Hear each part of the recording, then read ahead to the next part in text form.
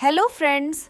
ज़्यादातर ट्रेडर्स जब chart patterns या फिर ब्रेकआउट स्ट्रैटेजी को ट्रेड करते हैं तो बहुत बार ऐसा देखने को मिलता है कि ट्रेड में एंट्री करते ही प्राइस ट्रेड के अगेंस्ट जाकर स्टॉप लॉस को हिट कर देती है और स्टॉप लॉस हिट करने के बाद वापस फिर उसी डायरेक्शन में रैली करना शुरू कर देती है, जिससे हमें लगता है कि मार्केट को पता है कि हम कहाँ स्टॉप लॉस रख रहे हैं।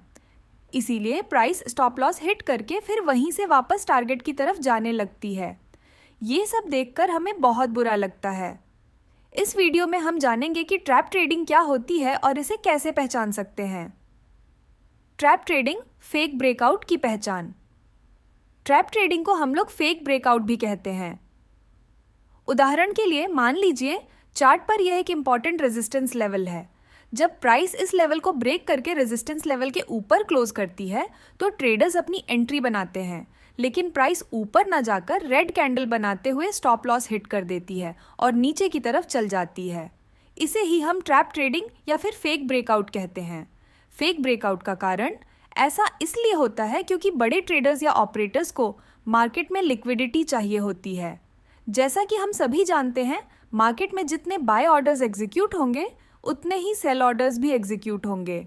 इसलिए ब्रेकआउट पर जब रिटेल ट्रेडर्स सबसे ज़्यादा बाय साइड पोजीशन बनाते हैं तो ऑपरेटर्स का बड़े क्वांटिटी में सेल ऑर्डर एग्जीक्यूट हो जाता है, जिससे लिक्विडिटी मिलती है और रिटेल ट्रेडर्स को जब लॉस होता है तभी ऑपरेटर्स को प्रॉफिट होता है।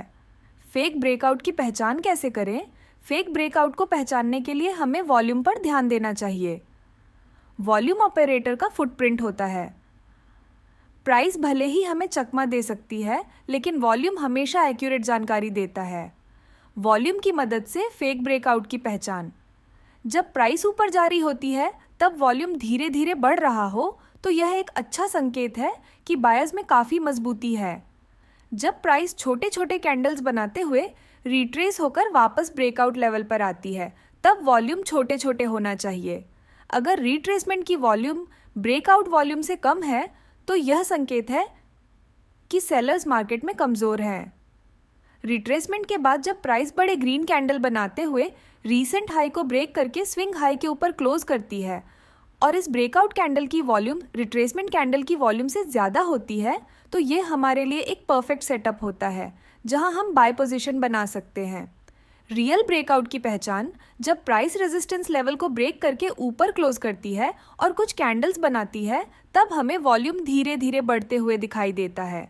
लेकिन जब प्राइस रिट्रेसमेंट के लिए नीचे आती है और ब्रेकआउट लेवल के नीचे जाकर क्लोज होती है तो हमें अलर्ट हो जाना चाहिए, क्योंकि ये ब्रेकआउट फेल होने की पहली निशानी है।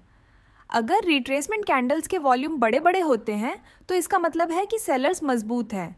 अगर प्राइस छोटे छोटे ग्रीन कैंडल्स बनाते हुए ऊपर की तरफ जाती है और वॉल्यूम का साइज रेड वॉल्यूम बार से छोटा होने लगता है तो यह कंफर्म करता है कि बायर्स कमज़ोर हो चुके हैं।